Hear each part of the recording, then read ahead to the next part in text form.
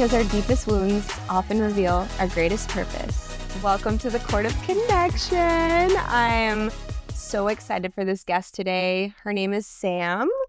Sam holds such a safe container. I met Sam in the rooms of Kundalini activation process. She's a facilitator, and there's just something so special about her. She's such a safe, beautiful energy that you just look at her and she has so much energetic depth, and like you can see beyond. And so I'm really excited to have you here, Sam, and really get to know you because I've only seen her in those spaces. So welcome to the Court of Connection. Thank you for your time.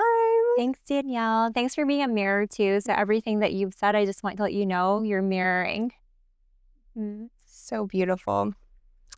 Before we get started, tell me something that is bringing you joy currently in your life right now. Sure. So I guess there's a lot of things. I find it sometimes hard to connect with the feeling of gratitude, and I've started to make it a practice to notice the little things every day. And one of the things that really, really bring me joy is... Oh gosh, I got nervous. That's okay. This is a beautiful, authentic space, so we are here for it. We are here for it. Okay. Yeah. Yeah, it takes some time to think about. I think that it's a little bit of a tough question to answer.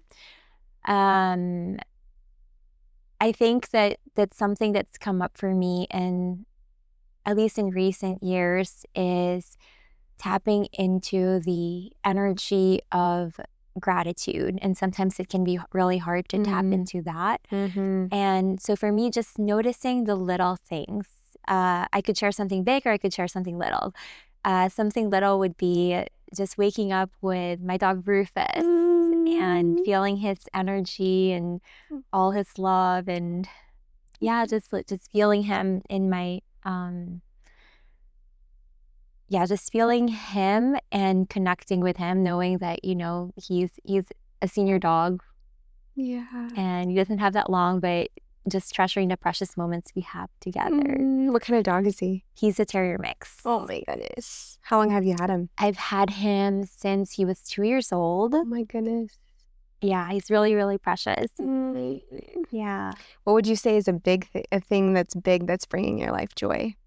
A thing that's big that's coming into my life recently is connecting to my voice. I recently did a plant medicine ceremony about 2 weeks ago, and something that I took away from the ceremony was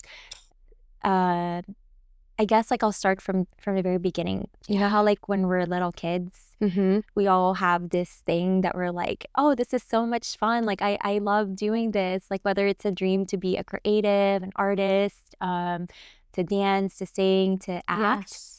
But then somewhere along the way, either life or parents or upbringing tells us, hey, this is not lucrative. You're not very good at this. Maybe you should focus on something more useful, like maths and sciences.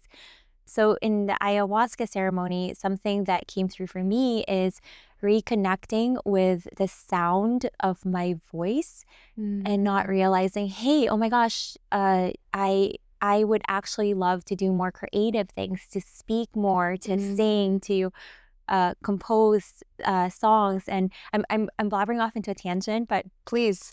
I'm here for it. Okay. So I'm here for feel free to, Oh, girl, we are hanging out. I'm enthralled already. Let's go. Yeah.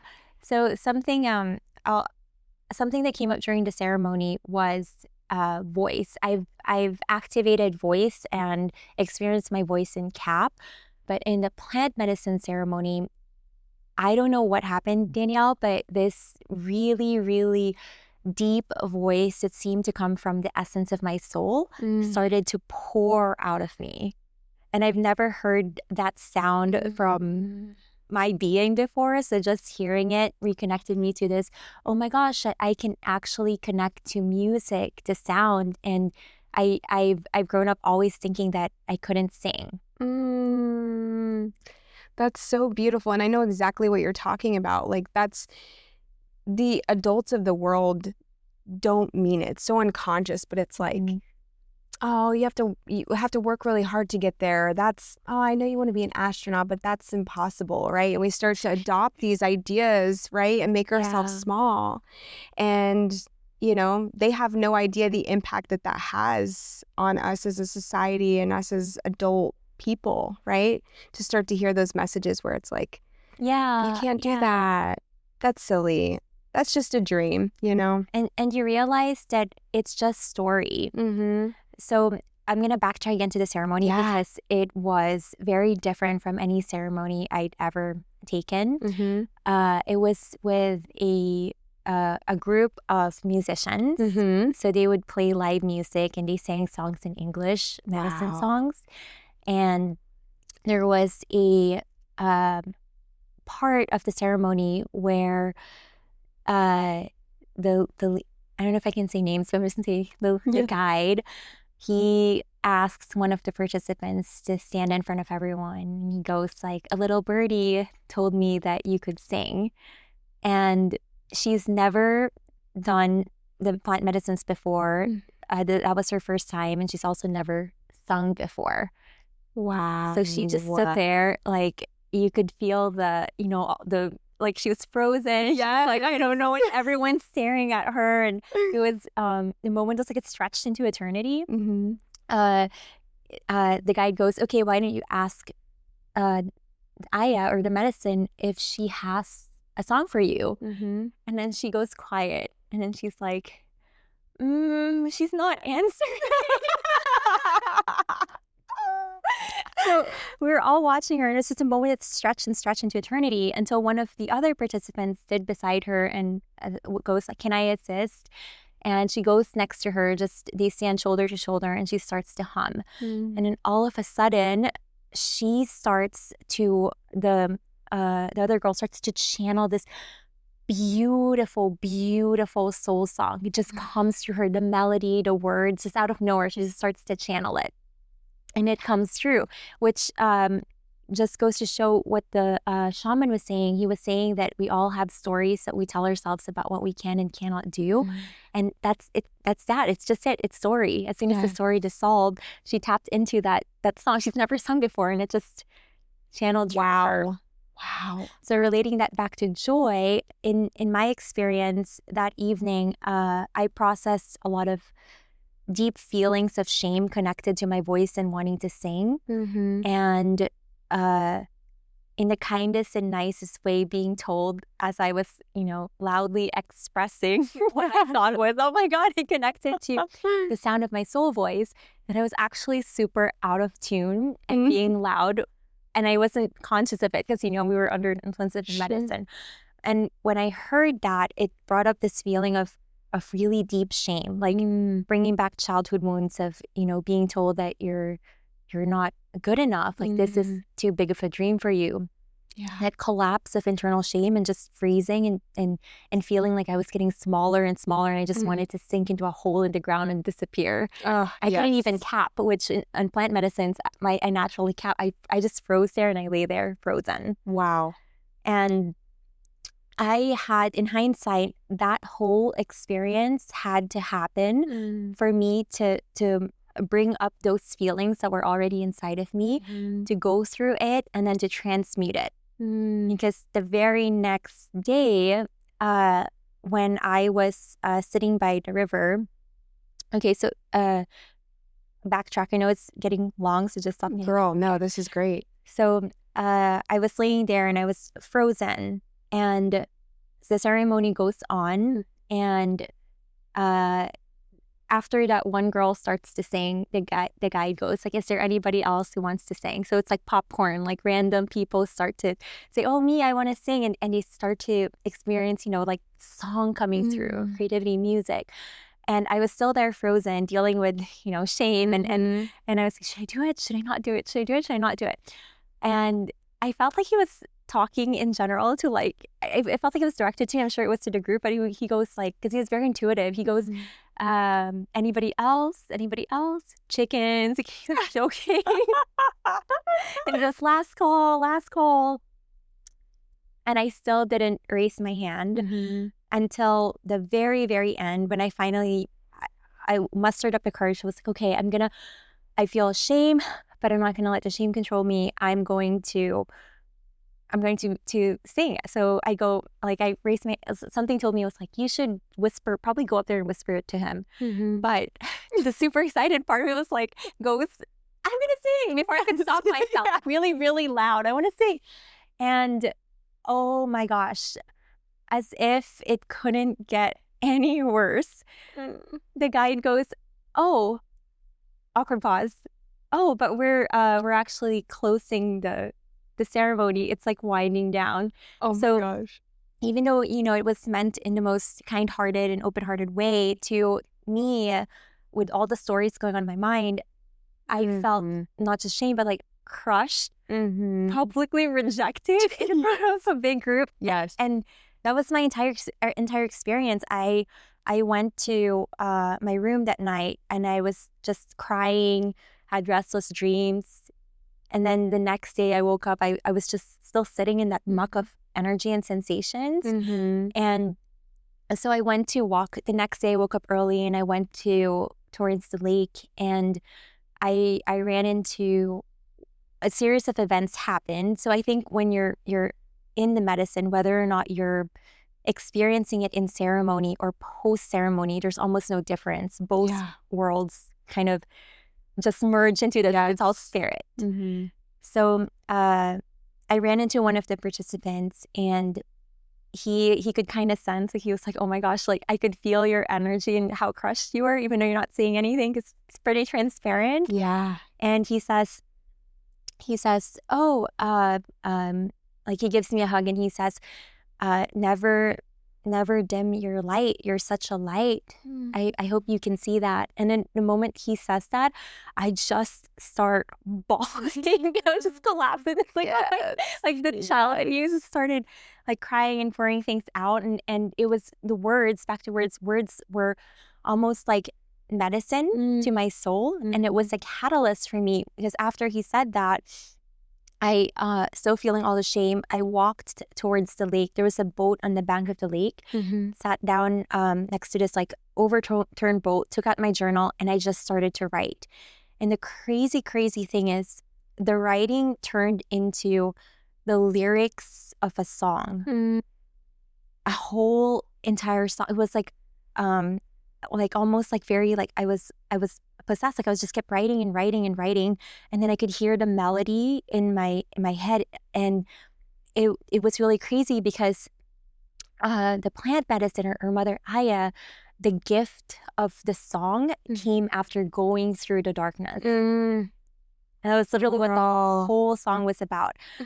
I can't sing it, but I asked AI to create a render a version of it so that I had a template. I hummed it and I wrote down the full lyrics, and it gifted a whole song. So now I'm going to learn to sing it. Oh my gosh. It's like this, like, oh, girl, there's so much in everything that you shared. I'm like, what direction do I want to go with this? Because I think that sends an important message. People are so afraid of the shadow, and we label it bad, and we reject it. But there's no way around it, And I used to, what was coming up for me as you were sharing was, I had a similar experience this weekend where I was at this event with some, conscious people, and actually a couple of people who have their own podcast and coaching modality. And, I've watched them in the past before. And I was there with a bunch of people who had gone through their workshop. And one of the things that they shared about the experience was that it's a somatic weekend. So you're like doing somatic work back to back to back to all these somatic exercises, and the processing happens when you leave, right? You leave and then you come back for another weekend, and it's more intense, right? And one of the things that they shared was that you walk across and you're witnessed completely naked. Oh my goodness. Yes, yes. And I actually posted something on TikTok yesterday. I don't know if you saw it, about my body. I felt inspired by that experience that I had yesterday, where because I'm, of course, like, something came up in me about walking across the, in front of a bunch of strangers completely naked. And that signaled, like, oh no, not, you have to do it. You have to have this experience, because I have so much shame around my body, and growing up as like an overweight little kid into middle school, high school, and having like loose skin, and having all of these things that I have, like, just not loved. You know what I mean? And but what was coming up yesterday was like, nobody understands, like, a lot of these people that are sharing this information, that had this experience, don't have the body that I have. That I started to go down that, like, shrink into that hole that you were talking about, where it was like I could feel myself in this social environment go and I was like drained and ready to go, and I came home and I got to sift through the shadow, and I got to sit with the pain of this old version of myself that really is so ashamed of her body, that wants to love it so bad, right? And got tearful, and then I got called to like put this vulnerable post on TikTok, and I woke up today and it was like, there's the gnat. I woke up today and I felt like a train hit me, but it was like there was something so admirable about the body that I've been given. There was just this new shift, and like, this body is strength, this body is power, and I'm so excited to explore this shadow work, Yeah. So thank you for sharing that. What a beautiful experience, and I can't wait to hear your song. Thank you. And thanks for sharing. Thanks for sharing that too. Something that came up for me as I heard you share is this feeling of, as we're experiencing the shadow, of sometimes feeling that there's something that needs to be done. That energy of, okay, I feel there's something I need to improve, I need to work through, I need to process. And it brought up in me, like, because shame is an interesting thing, right? So when we experience shame, the first instinct is often, I need to run away from this feeling, or I need to transmute this feeling because I'm feeling uncomfortable. It's like this dark, icky thing you just want to slough off. And so the thing that came to mind to me is the pressure that we sometimes place on ourselves to be anywhere than where our feet are planted.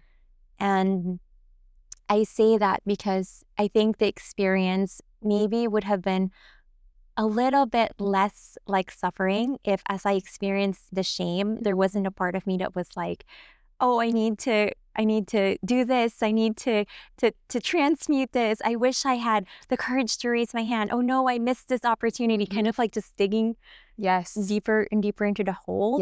When in reality, we don't really know in our process how something is going to turn out. I think like what's coming up is there's no such thing as the wrong timing, because even the things that we perceive we need to fix or change about ourselves, they're there for a reason. And there's no way to rush getting better, no way to rush transmuting them. And a learning for me too that during that ceremony was coming to terms with, oh yeah, of course my voice is going to be out of tune. This is the first time I've heard my voice. You have to learn how to crawl before you can actually run. And you also don't know who is benefiting or who are tapping into their own light because you were able to be so vulnerable, because all of those things came up about you that you're like, oh, I want to change this about me. And one of the participants, we were sharing the next day, and then she goes, you know what? I'm so glad you sang Out of Tune because it actually gave me the courage to experiment with my voice. Yes, exactly. Exactly. And that was the caption of the post that I said. It was like, if we aren't sharing our truth or standing in our truth, we're not giving, we give people permission. Yeah. When we do, you know? And like, it's just such a beautiful thing. It's such a The beautiful vulnerability and the Yes. messiness of you being able to share what walking in front of a group of people naked brought up in you. Exactly. Exactly. Yeah. So anyways, I'm excited to have that experience. I'll have to have you back. I'll be rooting for you. Yes. Okay. So let's back it up a little bit Okay. because like I said earlier, I've only been in your sacred spaces, and tell the listeners and tell me who tell us a little bit about yourself and kind of what led you to CAP in the first place. Yeah. So I started my spiritual journey in 2017 with plant medicines in Peru. Mm-hmm. I went and did an ayahuasca ceremony in Peru, and I would say that was probably the biggest catalyst on my journey.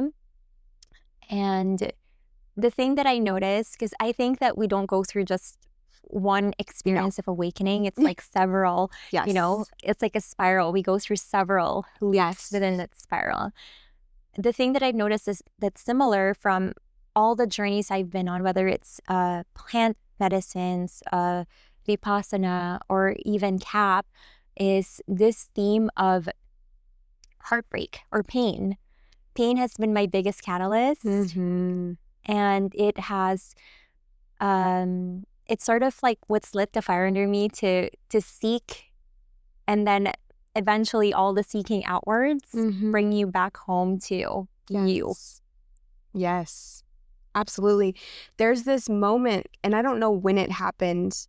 Maybe you know when it happened for you, but when you do that enough, there's something happens where you're like, there's literally no going back. Like, I will never stop digging. I will never stop going deeper into myself. I will never not face the pain again, you know, because there were moments leading up to my journey, my spiritual journey, where I would do a little bit and then I would get afraid and I would go back, I would revert back, you know, and it was this cycle of like dipping my toes in and then reverting back a little bit.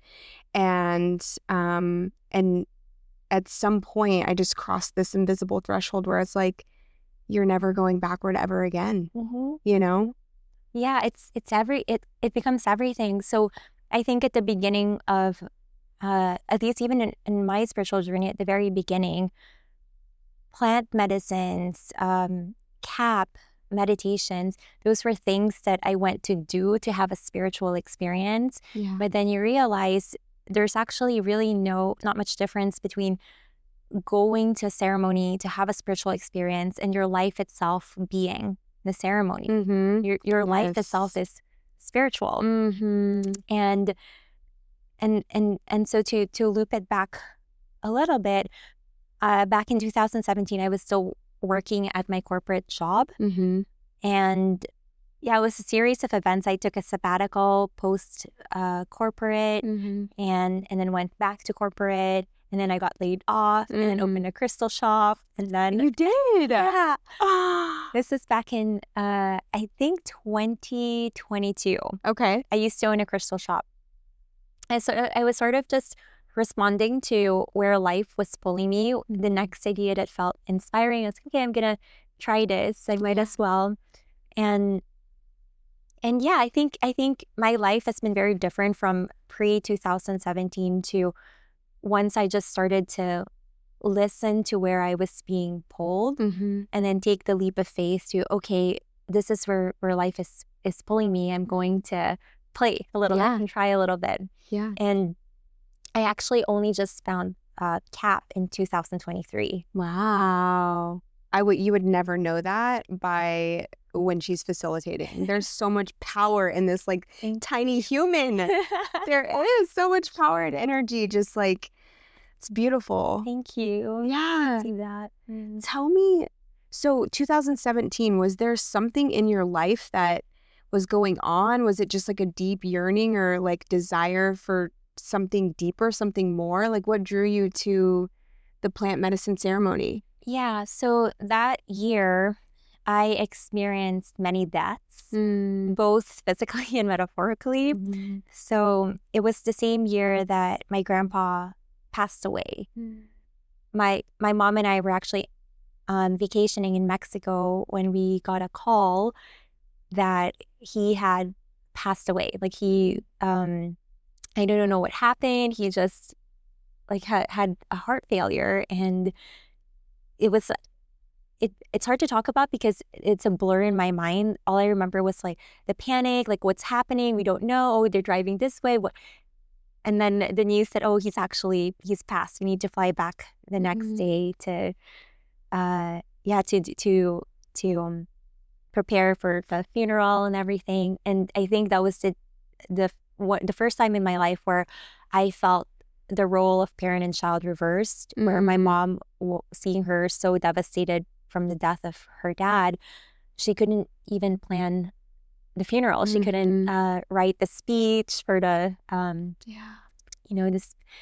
and I had to do all of those things to step into that role of, okay, well, let me take care of the funeral arrangements. Let me write the speech. Like, I don't know what to write. Like, let me write the speech. And it was also the same year where I broke up with my first love after some time together. He was my college sweetheart, and then we broke up that same year. And I guess going back to, pain and suffering sometimes being your teacher, I think at a certain point we reach a point where we stop feeling comfortable. And sometimes if you're listening to the signs early enough, it doesn't have to be something catastrophic like a death or a breakup, because you're, tuning into the signs. But I guess for me, like, I was really stubborn. I wanted to hold on to how life was and didn't want to make any changes until life was like, okay, well, push you on. We're going to do it for you. Yeah. Oh, wow. So then you just felt called to the ceremony. I was seeking. I was searching. There was something that my heart was longing for, and I had this just feeling of like discomfort, or not to say unhappiness, but just restlessness, Yeah. Like what else is there to life? What's the meaning and purpose of this? I guess a little bit of existential dread. Yes. Yeah, absolutely. And did you have any kind of like spiritual practice leading up to that point? What did that look like for you? I was just getting started with meditation and yoga, but I wasn't spiritual at all in that sense. Yeah. Wow, it's so crazy, because when I see you, I'm like, you're just, like you're just so magic, and it just shows you that we're all normal people on this path, and somewhere along the line our soul calls us to something deeper, How old are you, Sam? I'm 35. Yes, we're the same age. Yeah. Our generation, I just have to say this, our generation has more than ever this deep, deep, deep desire to seek, grow, change. We have been called to break generational trauma and lines and lines and lines of familial baggage, and wounding. And so it's and I didn't really, I don't know, there's always been something in me that felt like there's more to life, that felt like even in my normal jobs, I was just like, there's more. Like, this is not it, and then finding the spiritual realm has been so powerful, to have things like CAP or meditation, yoga, all of these things that take you deeper into all that is. Yeah, and in many ways, I think it's really, we call it seeking, but really it's a coming home. Remembrance. A remembrance. Because looking back at my experience when I was a little kid, I loved Harry Potter. I loved all things magical. I would dream of Harry Potter. I joined Harry Potter trivia contests. I would geek out on Harry Potter.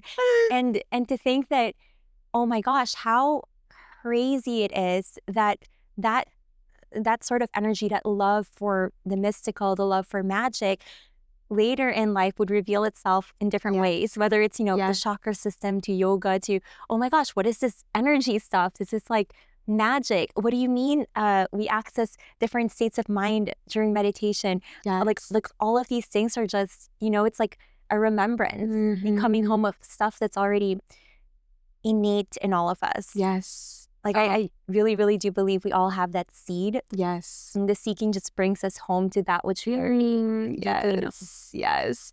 I was actually going to name this podcast The Sacred Return, but somebody already had it. So we had crazy synchronicity. I know. So we had to pivot because you're so right. It is about coming home to yourself. And that was kind of the whole essence of this podcast is like, I have so many magical people in my life, and the ways that they have found or remembered, right? The path to coming home to themselves is so beautiful and needs to be shared, So I too was in love with Harry Potter, like in love. Do you know what house you were in? Slytherin for sure. Yes! Gryffindor. Yes. I love it. Yes, you give Slytherin vibes, like the dark mystical. This thing, it's oh my gosh, you're just making me realize how hilarious this is. I really I probably stereotyped myself as Ravenclaw, but I was in love with Slytherin, and Slytherin, the snake symbol, and then Kundalini. And here you are, yes, activating Kundalini. In other people. Connected. Yes. So on that note, how did you find CAP? So I found... And then tell us what it is. Sure, okay. Yeah. So I found CAP when I was in Mexico. I had taken a class. I was going through another heartbreak period. It's always a heartbreak, isn't it? Our partners are our greatest teachers. Yes. Remind me to circle back to that because I have something I want to share. Yeah. So I was... in what you could say a healing journey in Mexico when I first experienced the CAP energy. And when I experienced it, the best way that I can describe it is it was the most unfamiliar feeling. Like I've done it before. It felt like coming home, and it felt like the truest, like I could feel it in my whole being. It was like a full bodied, oh my gosh, like this is remembrance. This is familiar. This feels like home. And I connected with the practice in that way. And I started to take more sessions while I was in Tulum. My favorite first facilitator, Blanca. Oh, wow. Her sessions so powerful, so beautiful. They just opened me. Completely opened me. Yeah. And that's how I found CAP. Wow. So for those of you who don't know, CAP stands for Kundalini Activation Process, and it's an energy transmission of Kundalini life force, which is innate in all of us, and also non-dual awareness. It's a state that most people try to get to after years and years of maybe sitting or meditating in a cave, which is just so innate in the transmission. And all that really is this state of awareness where we are all one. There is no separation between you or me. We're all just one consciousness. Yes. The last time I took one of your life activation classes was the solar eclipse, right before the solar eclipse. That was such a powerful class. I mean, the energy in that space. And I think that one of the most powerful things was having one male. And I don't know if you remember what he shared, but I carried that with me for days. And Kylie's partner. Yes. And he talked about, he just had such a deep respect for the divine feminine, and talked about how he had in situations like that before, being around like powerful, strong women energy, he went inward and kind of shrunk. And he said that he felt like he was just dancing with all of the energy. And it was so beautiful, to have a man who feels so secure in that space. He held a container, which is what divine masculine is. That energy of, presence, groundedness. Oh, so beautiful, so beautiful. So I've noticed that on your social media, you've been doing a lot of Joe Dispenza work. Tell me what your experience has been like with that, or what's some of your favorite takeaways of like doing his work or meditations. Yeah, so it's interesting because I think that it's very different from CAP, but it's also kind of like a complementary practice. So with CAP, and I'll just share a little bit more, I guess, for those who don't know. Yes, like, please do. Rambling on about Kundalini on dual awareness. So in simplest terms, the reason that we work with these energies is because going back to return, it brings us back to our true, authentic self. So when we activate life force and when we experience non-dual states of awareness or oneness, it shifts our consciousness in such a way where a part of us, it expands our consciousness in such a way where a part of us disidentifies with the old belief systems, ego, and we become even more aware of ourselves as divine beings, but don't disconnect from our humanity. So then we can hold both our spirit divine selves and our human selves also as divine. I think that's the sweet spot where we also it brings us back into our center, returns us home into our core, back into what truly brings us joy, so we can live our human life. Yes, as divine. That's a hard thing to do. I don't know about you. Have you ever experienced, like, I go through these phases where I start to float up into the sky and I'm just like way too in that world, right? And I have to bring myself back down and remind myself that I am having a human experience. Just like you're saying, I'm supposed to be down here and experiencing that. And I float away sometimes because that's where I like to live. Yeah. You know? And this experience, the human experience, can be so hard sometimes. Yeah, for sure. Do you experience that where you get like swifted away in that? Yeah.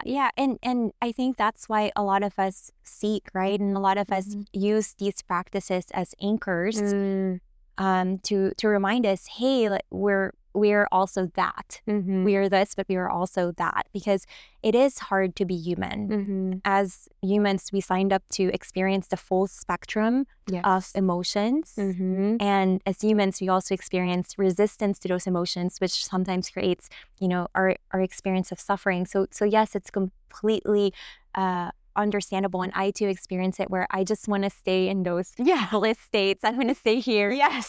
But and that's why it's like so important to experience that and let ourselves be touched by that, but also dive back more fully in life and let life truly touch us, right? Because we are experiencing the human experience. We can't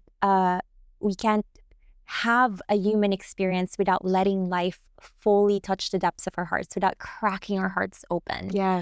And so I'm going to pivot to Joe Dispenza. Saying back to Joe Dispenza, while CAP is very much a surrendered practice where you allow the transmission to work through your system and you just surrender to whatever comes up, the movement, the thoughts, the sensations, Joe Dispenza takes you to that same place, but in a different way. It feels empowering because you are consciously meditating, you're consciously choosing to shift from choosing to let go of the story. And for me, what it gave me was this feeling of empowerment that I can create my own story. And I can choose my path, my adventure on Earth plane. The quantum leaping. Timeline shifting.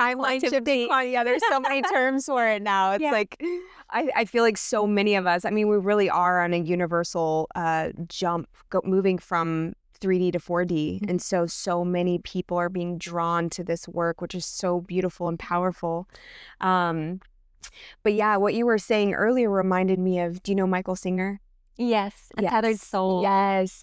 I read his book called it's his life story. I don't know if you've read it. I'm drawing a blank on it now. It's over on the shelf. But anyways, if you haven't read it, it's one of my favorite books of all time. It's just his story. It's like pretty easy read, but he talks about the part of his journey where he found deep meditation and he became obsessed with it. And he moved out into the middle of nowhere and built this little log cabin, and he just wanted to be alone. And he kept having these experiences where people would find him and then want to like be around him and build, you know, this community with him. And he kept resisting that. And he was like, it's messing up my like my bliss state, right? And he was just so obsessed. And what all of his work says is how much we resist the flow of life, right? The flow of life was bringing him to this massive community to become a spiritual teacher, and he couldn't do that in the forest by himself.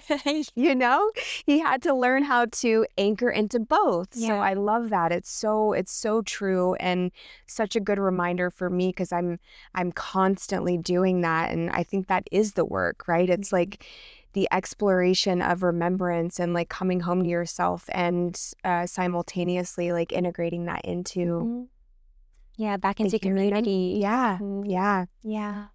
Let's see what we got here. So what was a turning point in your life that forever changed how you see yourself? I would say probably CAP, and maybe each and every plant medicine journey and Joe Dispenza. All the things. So many different turning points. I know it's such a hard question. But okay, I think I actually have a response to that. Yeah. A big turning point in my life, and probably one of the biggest turning points, comes down to the realization that I am safe.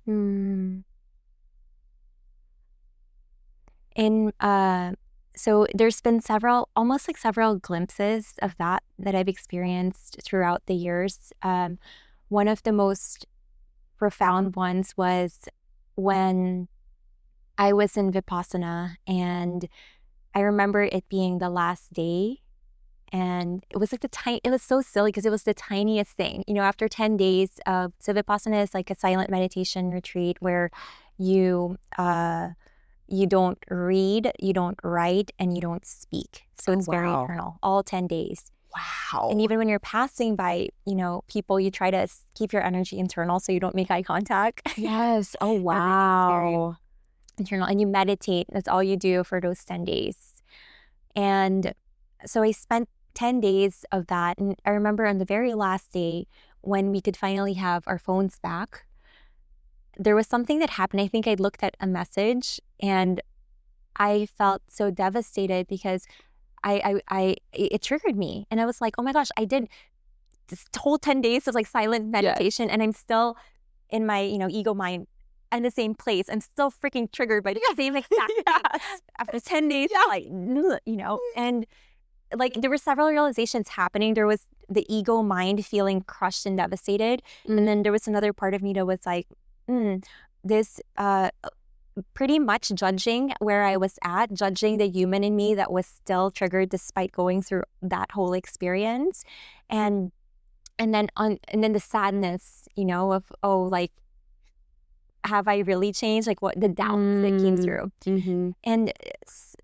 And the crazy thing that happened where we did one last meditation, and I remember very distinctly, we'd gathered in the meditation hall, and so we prepared for meditation, closed on our eyes, and it was a feeling that descended on me. It was almost like, it felt really trippy because it was like this sudden sense of peace and calm that felt like a balm to the suffering that I was experiencing, the excruciating suffering of my ego measuring myself up against where I wanted to be versus me, oh, I'm still triggered, you know, this is pointless, I'm doing this work. And the sense of peace just descended. And it was a stillness of being simultaneously aware of me being still, and also each and every single person in that space who chose to just go through the experience of 10 days of silence, and the universality of the suffering that we all share, and how we're all trying to, in some way, you know, in some way to just feel better. The human in us just wants to feel better. And this feeling of, it's crazy because it landed so like this like truth that, oh wow, we're all experiencing suffering, and it's okay. It's part of life. We are safe. Yes. It's not these negative emotions aren't something that we need to heal or transcend. Of course, you will get hurt if you feel rejected and disappointed. Of course, you will feel sad. Of course, you will feel angry if you get a triggered text.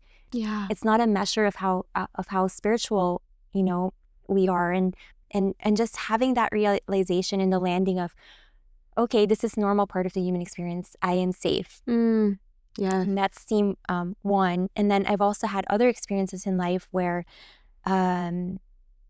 things all fell apart. The structures that I thought would hold me in my darkest moments, whether that's relationship, job, the things that I felt I need, this makes me feel secure. I feel secure with this relationship. I feel secure with my job. This is certain.